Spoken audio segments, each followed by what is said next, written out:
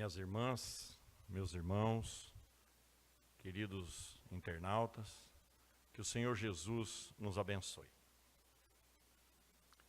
É com muita alegria que retornamos ao Caibar Schutel, é uma honra para o nosso espírito e um desafio para a nossa tarefa de divulgação da doutrina espírita. E gostaríamos mesmo, na noite de hoje, de tratarmos sobre desafios. O Evangelho segundo o Espiritismo traz para nós a missão do homem inteligente na Terra. E quando associamos a missão do homem inteligente na Terra, contida no capítulo 7 do Evangelho segundo o Espiritismo, com as parábolas do Senhor Jesus, os trabalhadores da última hora e a dos talentos, nós percebemos naturalmente que além do aspecto missão, dever, compromisso natural, existe uma necessidade de interpretarmos as coisas como sendo um desafio. Por quê? Porque para fazermos as coisas acontecerem, nós precisamos desafiar as nossas próprias condições, as nossas próprias experiências, o nosso próprio modo de ser e de pensar. Os desafios da humanidade são bem conhecidos de todos nós no seu aspecto global. É voz corrente que os desafios da humanidade têm a ver, basicamente, nos dias de hoje, com três aspectos. O primeiro deles é com a diferença social. A diferença social é alarmante. Nos dias de hoje, 8 pessoas no nosso planeta detêm nas mãos a riqueza correspondente a 3 bilhões e 600 milhões de habitantes da Terra. A diferença é astronômica. Dirá o Livro dos Espíritos que esta situação é decorrente da própria forma de agir e de pensar do ser humano. Deus não tem nada com isso. Diferenças sociais, classe A, classe B, classe C, classe D, classe E e assim sucessivamente, são coisas dos homens. Deus não tem nada a ver com isso. Essa diferença de riquezas nos remete a algumas situações extremamente caóticas. A cada 5 segundos, morre uma pessoa de fome na Terra. Nós dissemos, a cada 5 segundos, morre uma pessoa de fome na Terra. Então, há alguns desafios relacionados ao entendimento da economia, ao entendimento das riquezas. Ora, tudo isso passa por um processo de educação, de mudar de paradigma, de compreender que as coisas não podem continuar nesse ritmo. As diferenças sociais são absurdamente grandes. É bem verdade que o mecanismo da reencarnação ajuda a corrigir isso. Aliás, é o principal. Por quê? Porque ele inverte posições. Invertendo posições, cada um de nós vai experimentar as duas realidades. E com isso, amadurecemos o nosso espírito e provocamos mudanças, mas que demoram gerações. Decorrente dessa situação caótica, existe uma outra complicação muito grande no nosso planeta, que é a própria existência do planeta que está em risco. A ecologia, a palavra de ordem deste século, tem nos apontado que nós consumimos, seres humanos, consumimos atualmente, 1,5 vezes o que a Terra é capaz de produzir. Então, ela está se esgotando na sua capacidade. Ainda lemos hoje, em agosto, nós já consumimos tudo aquilo que poderíamos consumir em um ano. Nós estamos consumindo mais, em todos os termos, inclusive dos mares, das florestas, nós estamos consumindo mais do que a própria natureza do planeta é capaz de nos proporcionar. A deusa Gaia está adoecendo. Não é nada inteligente esse comportamento. Não há nada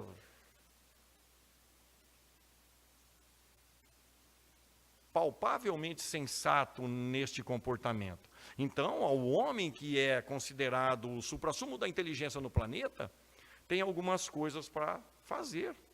Ou seja, ele tem alguns desafios pela frente. Mas não nos esqueçamos. Tudo o que aconteceu até agora é fruto da inteligência humana. Mas o que é ser inteligente? De que formas podemos entender a inteligência da natureza humana? Esse é um processo que tem sido estudado pela ciência.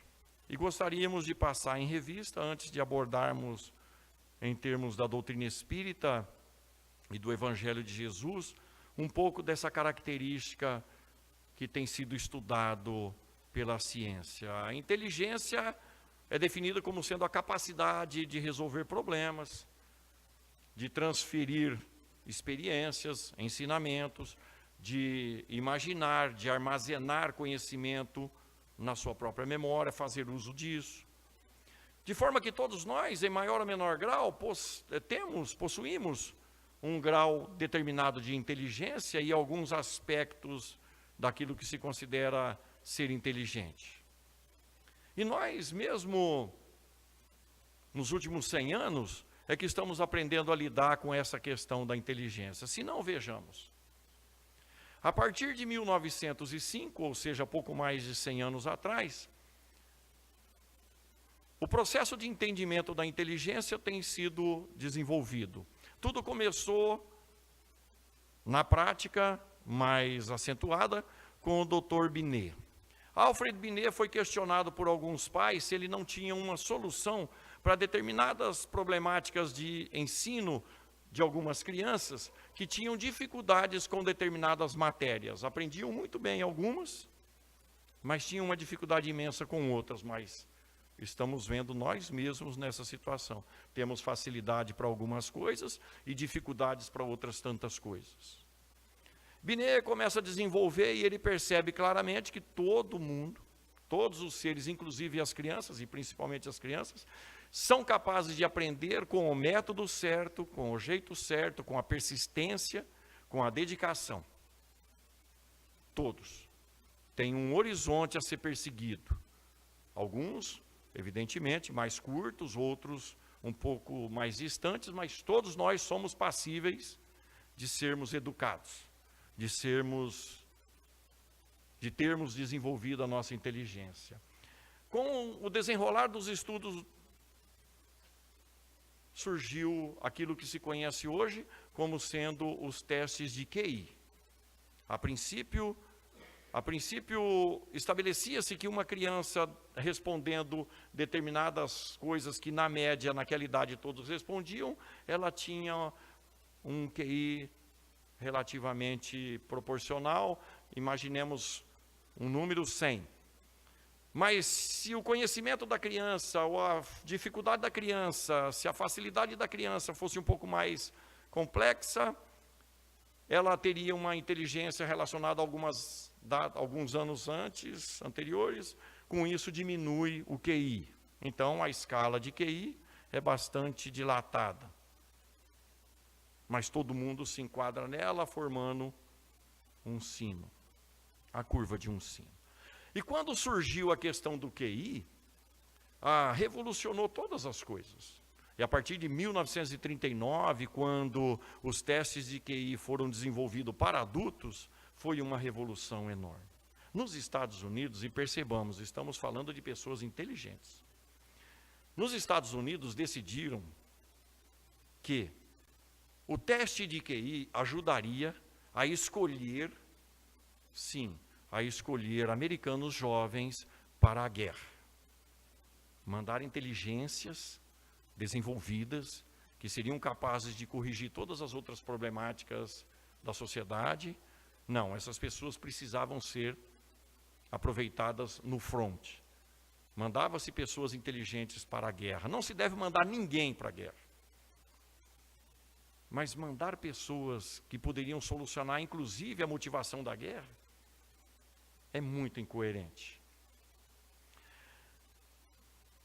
Acontece que nós, enquanto sociedade, começamos a endeusar as pessoas com alto QI.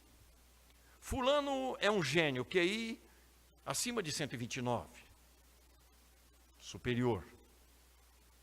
Fulano, gênio absurdamente alto, Albert Einstein, em torno de 170.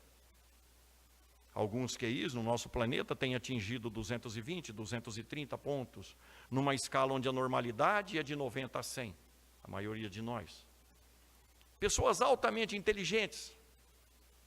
Mas se nós prestarmos atenção não só na história, mas na nossa própria existência e no meio em que nós habitamos, nós vamos perceber que existem muitas pessoas inteligentíssimas, nós estamos falando de intelecto,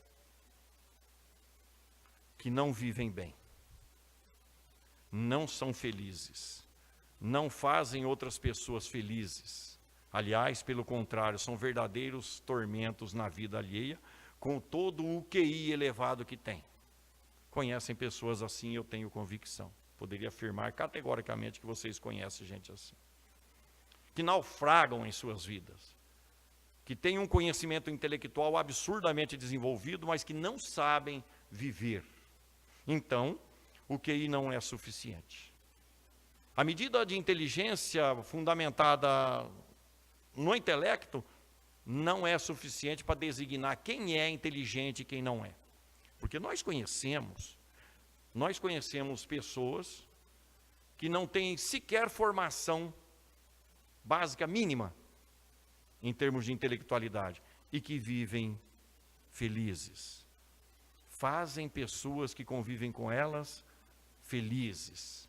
São sustentáculos para grupos de pessoas, para famílias. Nós conhecemos gente assim, que não sabe ler, não sabe escrever, mas sabe muito bem, como dizia uma familiar bastante sábia, não sabe ler, mas sabe entreler.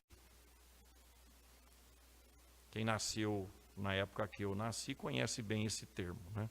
Entreler. De forma que falta no ser humano, e quantos vultos da história, com alto intelecto, criaram a guerra. Armas que matam milhares, armas que poderiam destruir o planeta num apertar de botão. São pessoas altamente esclarecidas, altamente intelectualizadas. Nesse meio tempo, começa a surgir, na década de 70 para 80, o entendimento de que essa inteligência humana tem vários aspectos. E o psicólogo Howard Gardner vai falar para nós que a natureza humana engloba múltiplas inteligências.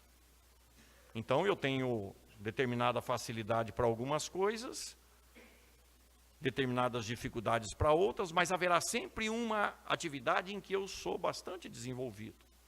É só observarmos a nós próprios, aquilo que mais gostamos de fazer e fazemos com gosto. E outras coisas vai ficar para outra encarnação, para a próxima reencarnação, muitas vezes nós dizemos. Isso eu não vou aprender nessa vida. Um amigo meu dizia, Navarro, eu sou muito ruim com números, matemática. E quando mistura números com letras, então a coisa me descadera todo. Isso vai ficar para frente. É natural, ele tinha outras características comportamentais. Gardner tinha razão, e tem razão.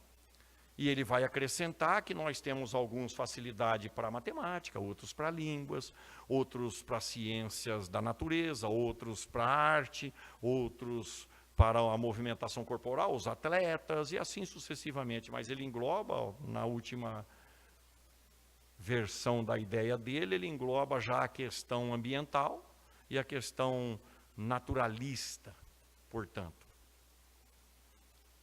Somos seres capazes de aprender qualquer coisa, porque somos o princípio inteligente do universo, fazendo a primeira citação da doutrina espírita. E por princípio inteligente, que foi criado simples e ignorante, que vai atingir a perfeição,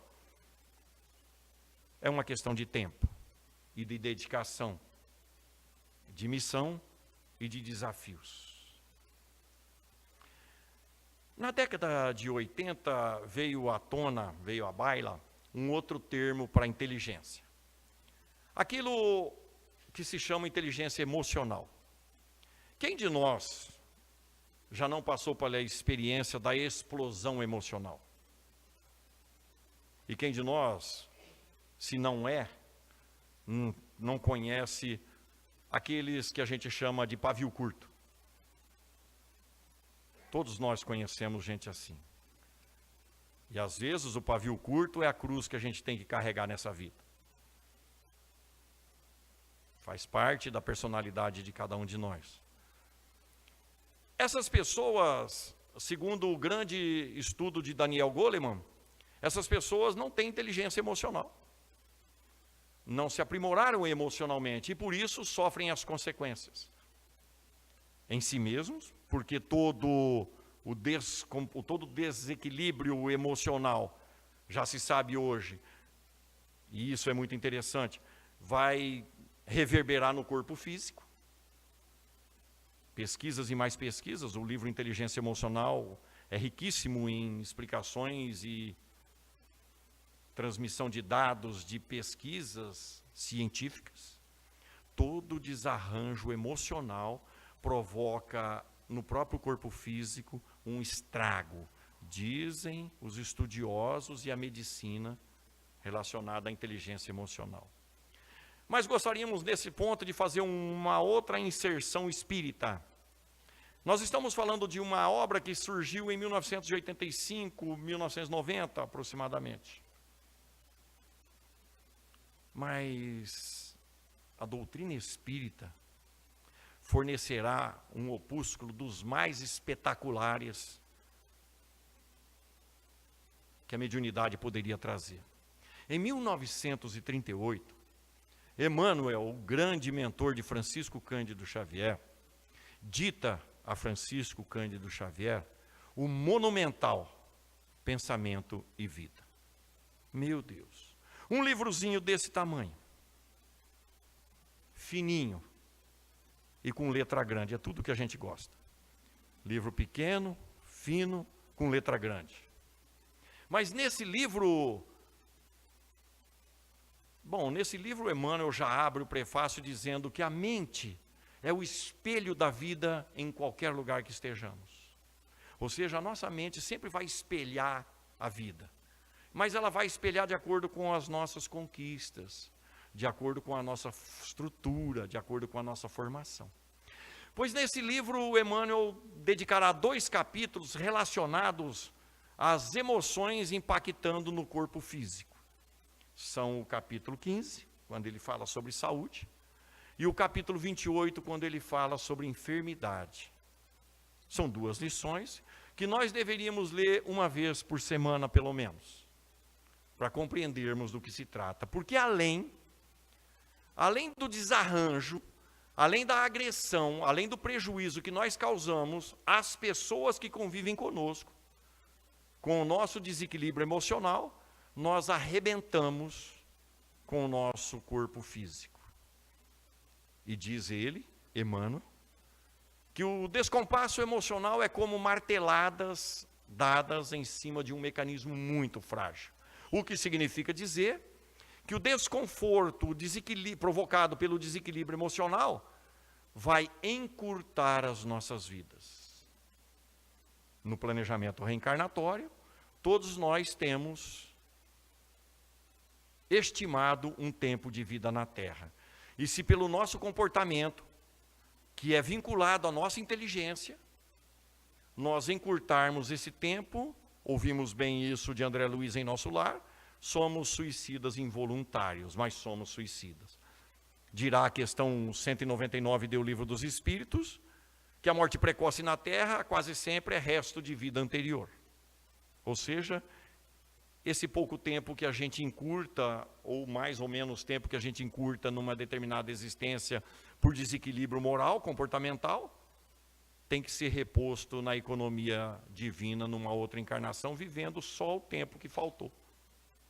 Se não tiver amor, que cobre uma multidão de pecados, evidentemente. Então, não é uma questão de inteligência ser desequilibrado emocionalmente. Mas dirá alguém, Navarro, eu sou assim porque eu sou, meu caso, neto de espanhol. Espanhol tem sangue quente. Já ouviram isso, com certeza. Navarro, eu sou assim porque eu sou do signo de Leão, dirão algumas mulheres. Signo do fogo. A culpa está sempre para o lado de fora. Nunca está para o lado de dentro. Eu sou assim porque você não conhece a cruz que eu carrego lá em casa. Você não sabe o sufoco que é, o tanto que aquela pessoa me enerva, o tanto que ela me tira a paciência. Comentávamos com o nosso querido senhor Edo sobre o grande professor Rodrigues Ferreira de São José do Rio Preto, um monumento da inteligência humana, sobre todos os aspectos, e ele diz assim: você precisa entender que ninguém tira a sua paciência, porque ninguém tira aquilo que você não tem. Você está sendo provado, só isso. Ninguém tira a sua paciência. Não é seu marido que tira a sua paciência, não é a sua esposa que tira a sua paciência, não é o patrão, não é o Corinthians. É você que perde a paciência, que aliás não tem. É uma questão de inteligência, então, enfrentar a dificuldade do desequilíbrio emocional para educá-lo. Isso é perfeitamente possível. Então, o enfrentamento é necessário. Torna-se aí um desafio. Ora, vencer a quem nessas circunstâncias? Vencer a nós mesmos. Sigamos para frente. Então, já são dois aspectos. O homem tem o intelecto, inteligência intelectual, que o QI aponta o nível em que ele se encontra. Isso ensina a ele o que fazer e como fazer.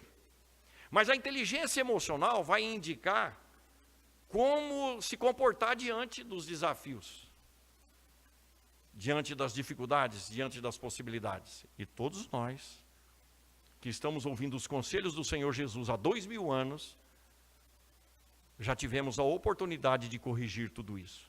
Mas é da natureza que se demore um pouco mais uns, um pouco menos outros. Surgirá ainda, na virada do milênio, um novo quesito na questão da inteligência humana. Agora surge Dana Zohar. E Dana Zohar, mestre, doutora em física quântica, conhecedora profunda da filosofia e da psicologia humana, dirá que é preciso, nessa virada de milênio, nesse milênio que se abre à nossa frente, desenvolver a inteligência espiritual, diz ela. Mas notemos, Dana Zohar não está falando de religião. Não, ela não fala de religião.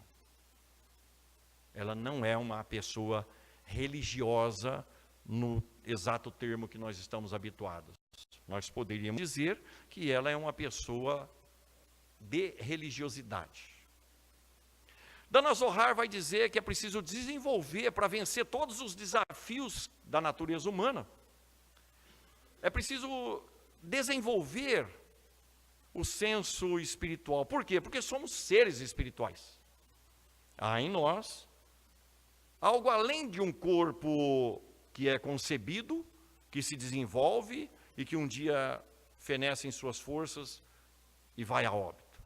Há um princípio latente. Nós temos o que se chama hoje uma ética, valores morais, que precisam ser exercitados. Mas perguntaríamos então, quais são as características necessárias a serem desenvolvidas para se ter uma boa posição relacionada à inteligência espiritual? Ouçamos Dana Zohar e prestemos atenção no que ela fala, porque nós seremos capazes de imediato de ouvirmos no íntimo da consciência as vozes dos espíritos que trazem a doutrina espírita para nós todos. Diz Dana Zohar, é preciso autoconhecer-se.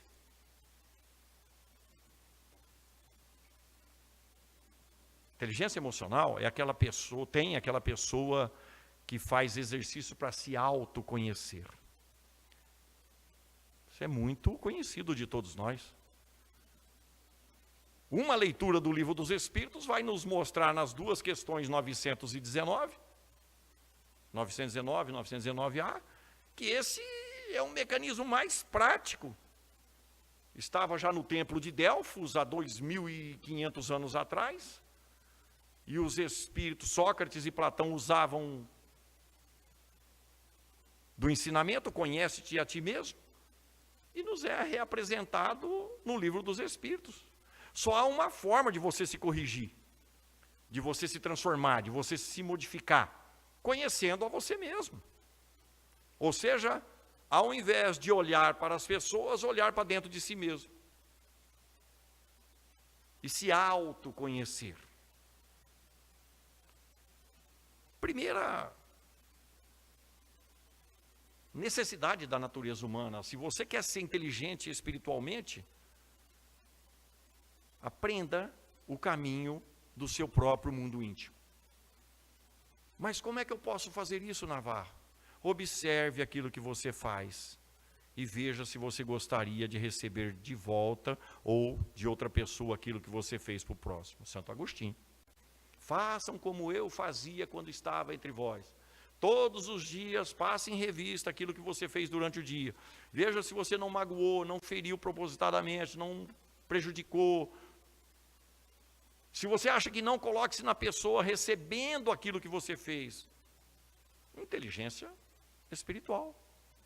Mas voltemos um pouco antes no Livro dos Espíritos, quando Allan Kardec discute sobre o conhecimento do passado, desde a questão 392 a 399 do Livro dos Espíritos, os Espíritos são claríssimos. Se você quer saber o jeito que você foi, ou seja, o jeito que você é, naturalmente, espiritualmente falando, é só observar as suas tendências e as suas aptidões. Aquilo que você faz naturalmente, que não precisa esforço, não precisa pensar. Esse é o seu espírito. Agora, veja se isso não atrapalha a vida dos outros. Porque ninguém está na Terra para nos suportar da forma como nós queremos. As pessoas estão fazendo um favor em conviver conosco. É o que a gente aprende quando a gente vê lá no Livro dos Espíritos, quando a gente escuta Jesus, dos processos reencarnatórios. Nós convidamos pessoas a participarem de nossas vidas. Algumas, é verdade, são colocadas, até mesmo obrigatoriamente, entre aspas, compulsoriamente, mas por conta do nosso passado, nós escolhemos. Então, aqueles que estão conosco estão fazendo um favor em conviver conosco. E a gente inverte a situação achando que nós é que estamos fazendo um favor para viver com essas pessoas. Então, o nosso desafio é aceitar o próximo como ele é. Ou, como dizia Jesus, fazer para ele o que queríamos que fosse feito para nós mesmos. Mas ouçamos ainda Dana Zohar. As pessoas com inteligência espiritual ou que precisam desenvolver, precisam ter alguns focos. Quais são eles? Ser positivo, sempre. Ser positivo. Ser positivo. E nós vivemos uma época de pessimismo arrasador. Somos mais de 350 milhões de depressivos no mundo. O número é significativo. É muita gente. É muita gente. De vez em quando dá uma desanimada, é natural. Entristecer-se é natural. Mas a persistência é complicado. Então, inteligência espiritual nos remete à ideia, nas palavras de Jesus, tenham bom ânimo. Eu venci o mundo e podereis fazer muito mais do que eu tenho feito.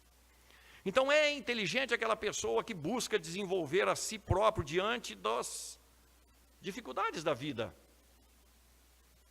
Não precisa ter QI elevado. Basta um pouquinho de controle emocional e basta a boa vontade de buscar vencer a si mesmo. É uma missão pessoal. é um desafio pessoal. As pessoas que se desenvolvem espiritualmente, diz Dana Zohar, as pessoas perguntam por que é assim, mas no sentido de buscar novas soluções ou de se adaptar às circunstâncias. Elas são altruístas, elas pensam no resultado de suas ações, e assim sucessivamente. Ora, tudo isso que ela está falando prega o Evangelho de Jesus e prega a doutrina espírita. Precisa ter escola para resolver isso? Precisa ter mestrado, PhD, doutorado? Não. Precisa ter boa vontade, como disse Jesus. Paz na terra aos homens de boa vontade. Ter boa vontade traz paz de consciência. De forma que nós estamos agora, e todos nós sabemos, num processo de transformação do planeta. Aquilo que se conhece, passagem do mundo de expiação e prova para a regeneração. Ou seja, o nosso desafio será se enquadrar nos parâmetros que nos estabelecerão como merecedores do mundo de regeneração. Porque o mundo de regeneração é, em si mesmo, uma conquista pessoal. A cada um é dado segundo as suas obras, disse Jesus. Então, se eu quiser viver no mundo de regeneração, eu preciso ter, nas minhas atitudes, a partir do meu mundo íntimo, atitudes e obras correspondentes ao mundo de regeneração. Ninguém atingirá o mundo de regeneração se já não estiver com um mínimo de sintonia com aquilo que se exige para o mundo de regeneração. E isso mostra para nós quais são os nossos desafios. Pois bem, voltemos então ao grande Howard Gardner. Em 2007, o grande pensador das inteligências múltiplas escreveu um livro, também coincidentemente, pequeno, fino, de letra grande. Imperdível. Imperdível. E o que é mais interessante, em linguagem para nós leigos no assunto. 5 mentes para o futuro. 5 mentes para o futuro. Sem essas mentes, diz Gardner, nós não estaremos no nível das necessidades humanas para o terceiro milênio, ou seja, para o mundo de regeneração. Quais são essas mentes? Em primeiro lugar, diz ele, são 5. Em primeiro lugar, nós precisamos aprender a disciplinar a nossa mente. Resumindo o que ele diz a respeito, é preciso aprender sempre, ou seja, disciplinar o nosso espírito em aprender, e aprender sempre. Porque o aprendizado, o conhecimento, dirá André Luiz, faz você errar menos. Então é preciso dominar o conhecimento. Mas qual é o problema? O problema é que nós não gostamos de pensar, dá trabalho. Dá trabalho pensar. Dizem que Thomas Edison disse o seguinte: na humanidade, 5% pensa. 10% pensa que pensa. E 85% da população prefere morrer a pensar. E eu acho que ele tinha razão. Quando a gente, ainda na questão do livro pequeno e fino, quando a gente pega um livro grande, meu Deus, esse dá até desânimo quando eu pego um livro desse. Ler 2 páginas me dá um sono. Mas a leitura da literatura mundana não dá sono em ninguém. Interesses do espírito. Nós precisamos disciplinar o nosso espírito. Ora, o que disse Emmanuel para Chico Xavier mesmo? Disciplina é essencial. Disciplina, disciplina, disciplina. Em todas as nossas possibilidades, aprender sempre. Sentar-se na frente de uma televisão não significa pôr a mente no piloto automático e assistir qualquer coisa que tem lá. Não, isso emburrece o ser humano. É escolher programas educativos que elevam a natureza humana, a nossa natureza espiritual, que façam que a gente tenha contato com o bom, com o bem, com o belo. É preciso escolher melhor aquilo que entra pelas janelas da alma, os olhos e os ouvidos. Escolher melhor. Tem gente que nem sabe que existe a TV Cultura, que existe o canal Futura. Nós precisamos rever o nosso conceito, é preciso aprender sempre. Ora, o que disse Jesus? Se permanecerdes nas minhas palavras, sereis reconhecidos como meus discípulos e conhecereis a verdade. Conhecer significa buscar o entendimento. A verdade só vem com o conhecimento, e para ter conhecimento é preciso disciplina. E o que disse o Espírito da Verdade, capítulo 6, todos nós conhecemos, do Evangelho segundo o Espiritismo, depois de falar o primeiro ensinamento aos espíritas, que é amai-vos, instruí-vos. Mas ele não falou só em doutrina espírita. Não, instruí-vos como seres humanos que sois, quer dizer ele. É o que Gardner está falando. Aprenda sobre o máximo de coisa possível. O terreno seco hoje pode se transformar num terreno produtivo numa outra existência. Tudo aquilo que a gente começa a tomar contato agora, já torna menos difícil a tarefa numa outra encarnação, e mesmo nessa. Disciplina e bom ânimo. A segunda mente necessária para vencermos as dificuldades do milênio, diz Gardner, é justamente relacionado a essa quantidade de conhecimento que a gente adquire. É ter a capacidade de sintetizar tudo isso que aprendemos na prática. Ou seja, apanhar os conhecimentos que a gente tem e saber usar isso na convivência. Uma coisa decorre da outra, desde que a gente aprenda de tudo um pouco, naturalmente a gente vai começar a melhorar a nossa atuação diante das pessoas, diante da sociedade e do mundo, em qualquer âmbito que a gente estiver, seja ele no familiar, seja ele no social ou no laboral. A gente desenvolve a capacidade de colocar em prática à medida em que a gente aprende. É um exercício. Terceira mente necessária é a mente que ele chama de criadora, a mesma condição de Dana Zohar na inteligência espiritual. Os porquês. E é muito interessante, porque vejo isso até em mim como uma tendência. Quando a dificuldade aparece, o que a gente fala? Oh, meu Deus, logo comigo? De novo, ninguém merece. Será que eu atirei pedra na cruz? Eu devo ter passado roupa nas tábuas dos 10 mandamentos? Eu também escutei isso de uma mulher no centro espírita lá em Rio Preto, Orson. Nunca mais esqueci. For Navarro, eu tenho certeza que eu passei roupa nas tábuas dos 10 mandamentos. Isso é muito sofrimento com a vida só. Eu falei, agora ela foi fundo. É porque a gente tem a mania de achar que está sofrendo sem merecer, sem necessidade. E não é uma questão de merecimento, é uma questão de necessidade espiritual. Deus, para ser Deus, tem que ser perfeito. E em sendo perfeito, é justiça e bondade misturado no máximo. Ora, se está acontecendo algo comigo que não me faz feliz, e Deus deixa, é porque Ele sabe que é bom para mim. Ora, onde é que está o problema? Nas minhas atitudes e no meu próprio entendimento. Então, a mente criadora de Gardner é aquela mente que busca resolver problemas, não fugir deles. Melhorar as condições de vida a partir das poucas condições que existem. Isso nós podemos fazer dentro das nossas casas.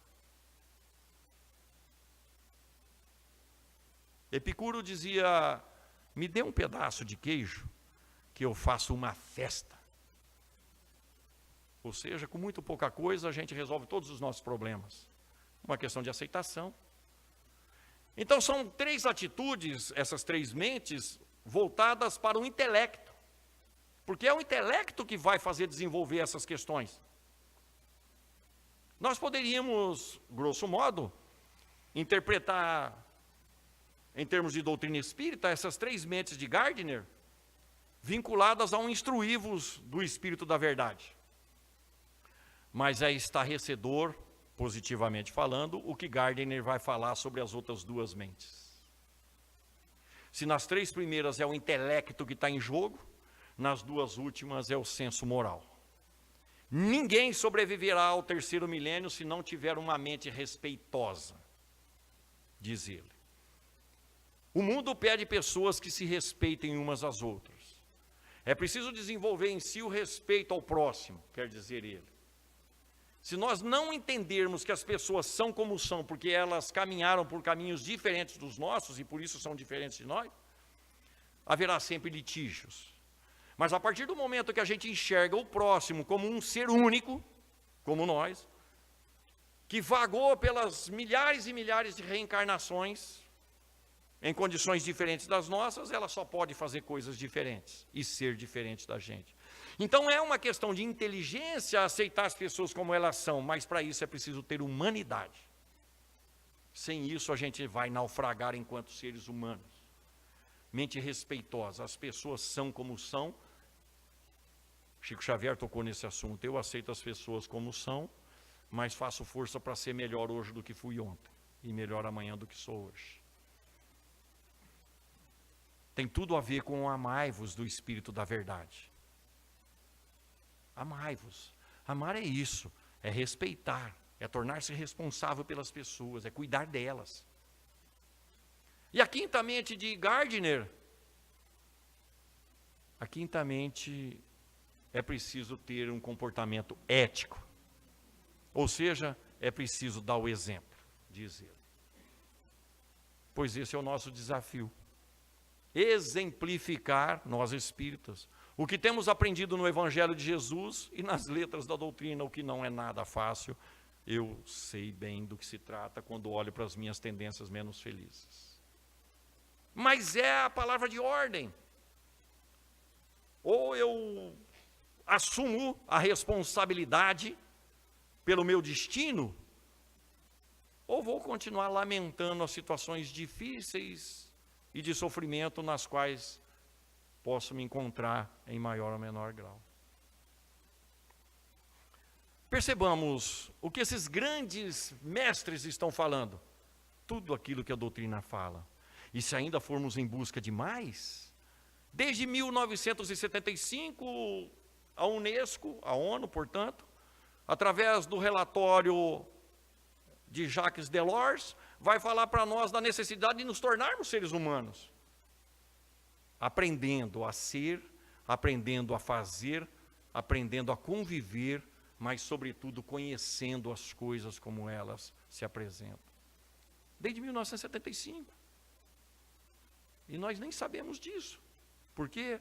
Porque nos envolvemos em 1000 informações que chegam pelas mídias, pelas redes sociais. Quanto nós lemos nos WhatsApps que recebemos? Informações que não servem para nada.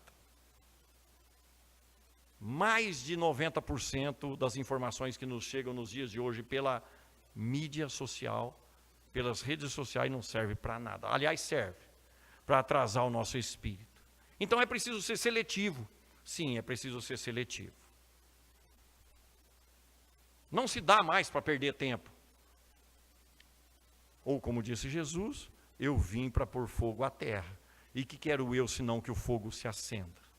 Ou seja, nós estamos vivendo um momento de depuração, de apuração de quem vai ter condições de ficar no mundo de regeneração.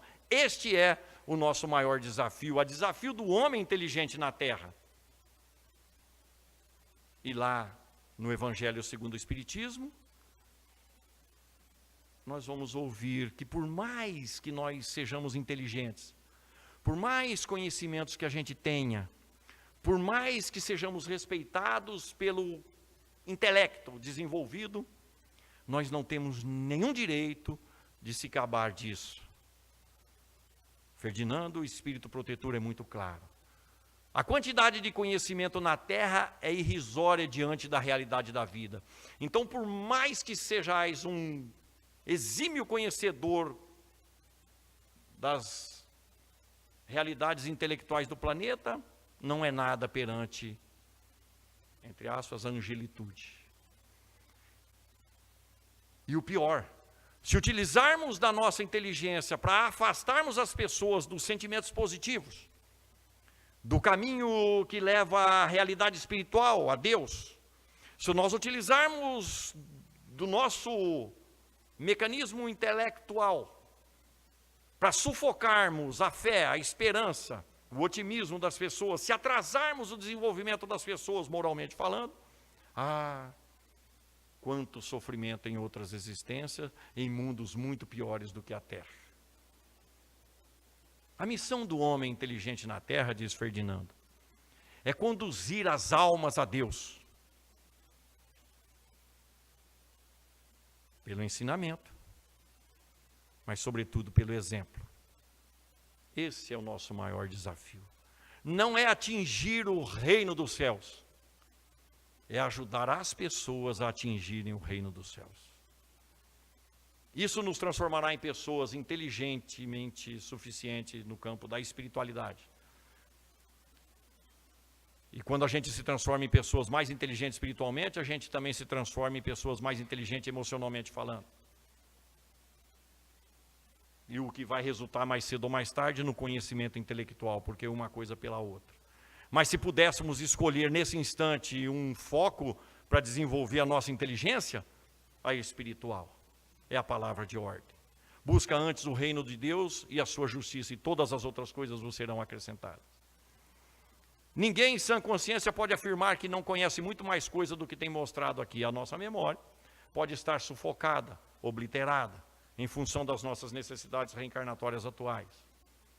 Podeis, palavra dos Espíritos, no livro dos Espíritos, aprender em 1 hora no mundo espiritual aquilo que demoraríeis séculos na vida material. O essencial, então, para nós todos? Sim, a mente respeitosa e a mente ética. Fazer para o próximo aquilo que gostaríamos que fosse feito para nós mesmos. Fazer no escondido aquilo que nós faríamos na frente de todo mundo. E assim sucessivamente. Esse é o nosso maior desafio. Não é galgar posições sociais. Não é galgar posições profissionais. Conquistar salários cada vez mais altos. Proeminência pública. Não.